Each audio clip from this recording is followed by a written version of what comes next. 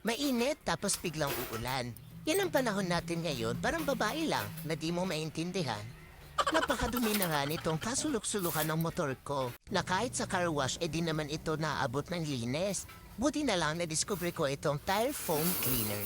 Lilinisin niya kahit kasulok-sulukan ng motor mo. Paano nga ba gamitin itong tire foam cleaner? Meron naman siyang instruction sa likod kung paano gamitin. Shake well before using. Spray mo lang at magkukusa na siya ng linis ng mga dumi sa motor mo. And take note ha, hindi ito nakakasira ng mga paint ng motor natin.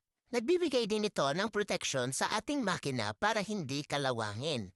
Actually, ang nakalagay sa packaging niya is styrofoam cleaner lang. Pero madami kasi ako nakita dito na video sa TikTok na ini-spray din siya sa kasulok-sulukan o sa makina ng motor mo. At talaga namang pag-spray mo ay makikita mo na bumabagsak yung foam kasama ang mga dumi ng motor mo. Meron na rin siyang glossy effect na talaga namang aakalain mo na nagpa-wax ka lang. Parang nagpa-washing ka lang, pero mas nakatipid ka kasi nga.